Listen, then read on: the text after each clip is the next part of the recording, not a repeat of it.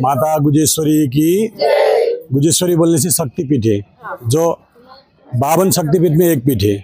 जब दक्षा प्रजापति के यज्ञ में सती देवी कूद गई थी तो भगवान शंकर को पता चला, तब वो थोड़ा क्या बोलते हैं, हिंदी हमको इतना आता नहीं है। भगवान शंकर को पता चला तो थोड़ा गुस्सा नहीं हो गया, क्रोधित भी हो गए, अपने पत्नी वहाँ यज्ञ कुंड में कूद गई बोल के।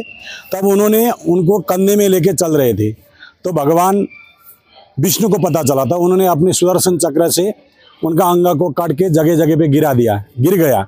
जहाँ जहाँ गिरा वहाँ पे शक्तिपीठ, यहाँ पे माता पार्वती का, सती देवी का गुज्य पतन हुआ है, गुज्जेश्वरी माता है।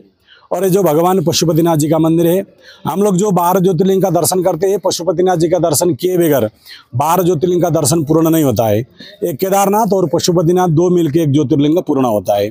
जैसे 12 ज्योतिर्लिंग बोलने से सौराष्ट्रे सोमनाथंच श्रीशैले मल्लिकार्जुनम उज्जैनियम महाकालम ओमकारम अमलेश्वरम परल्यम वैद्यनाथम च डाकिन्यम भीमशंकरम सेतु वंदे तु रामेशम नागेशम दारुकावणे वारणस्यम तु विश्वेशम त्र्यंबकम गौतमी तटे हिमालये तो केदारम घुस्मे च शिवालये एतानिर्ज्योतिर्लिंगानि सायं प्रातः पठेन्नर सप्त जन्म कृतम पापम स्मरणेन विनश्यति। ये तो 12 ज्योतिर्लिंग का नाम हो गया। इसमें से कितना ज्योतिर्लिंग का आप लोग ने दर्शन कर भी चुके होंगे। पर केदारनाथ और पशुपतिनाथ, जब कौरव और पांडव के बीच में महाभारत की युद्ध हुई थी, वहाँ पे बहुत से सारे लोग गुजर गए, कौरव पक्ष के भी पांडव पक्ष के भी। वो अपने भाई भाई थे, परिवारजन थे, तब तो भी अपने परिवारजन गुजर गए। तब उन लोगों ने प्रायश्चित करना चाहा, क्योंकि अपने परिवारजन गुरुजन वहाँ पे गुजर गए। तब पांडवों ने भगवान श्री कृष्ण को पूछा, तो भगवान ने बताया कैलाश में जाके भगवान शंकर का दर्शन करो। तो पांडव लोग कैलाश चले गए। कैलाश मानव सरोवर आप लोग सुने होंगे, कोई लोग गए होंगे। मानव सरोवर बोलने से 55 किलोमीटर लंबा, 15 किलोमीटर चौड़ा, इतना बड़ा झील है। लेके वहाँ से 40 किलोमीटर आगे कैलाश पर्वत है। हम भी 4-5 बार जाके आए, इसीलिए आपको बता पा रहे हैं। तो जब पांडव लोग कैलाश में पहुंचे तो भगवान शंकर ने माता पार्वती को कैलाश में छोड़ के केदारनाथ की ओर चले गए। माता ने पांडवों को बताई, पांडव लोग केदारनाथ की ओर चले गए। वहाँ जाके भगवान शंकर को ढूंढने लगे, तब उनको पहचान में नहीं आया, क्योंकि भगवान शंकर ने भैंसा का रूप धारण करके छुप गए थे। आप लोग रेड़ा बोलते हैं ना, और भैंस का रूप धारण करके छुप गए थे। बहुत समय बीता रहा, पांडवों को मिले नहीं। तब भीम ने बोला चारों भाई को जंगल की ओर भेज दिया। जितने भी भैंस था सब बाहर निकालने के लिए बोले, और भीम जाके रास्ते में खड़े हो गए।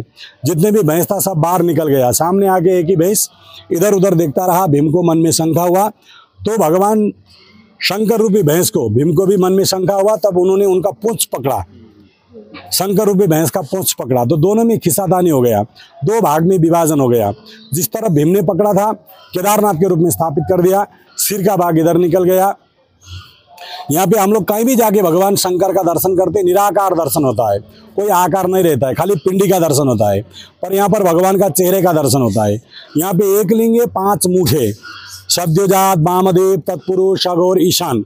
जो ऊपर का भाग है ईशान, भगवान पशुपतिनाथ। जो 4 मुँह है वो 4 धाम के रूप में माना जाता है।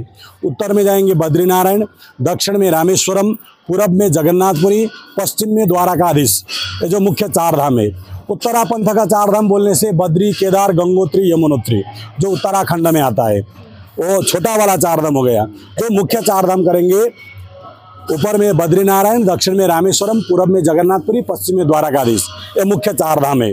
जो मनुष्य अपने जीवन काल में चारों धामों का दर्शन नहीं कर पाते, एक बार भगवान पशुपतिनाथ जी का दर्शन पूजन किया तो चारों धामों का दर्शन किया हुआ पुण्य मिलता है। पशु, पाश और मुक्ति, चराचर जगत में जितने भी प्राणी है सब पशु बराबरी है। हम लोग भी देखने में तो मानव है, पर कभी कभार हम लोग के अंदर भी पशुवत व्यवहार आ जाता है। पाश बोले तो बंधन, इनका दर्शन पूजन मात्रा से सभी बंधनों से मुक्त हो जाते हैं। तो यहाँ पर भगवान को स्पर्श करने के लिए किसी को भी नहीं मिलता है।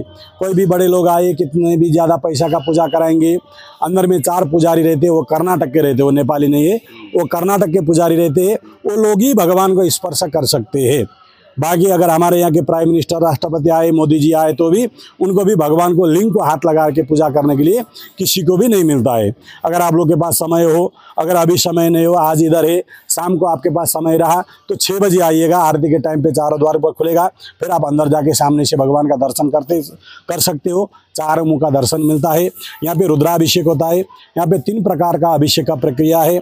जैसे रुद्राभिषेक में आप लोग को बैठाएंगे, संकल्प कराएंगे,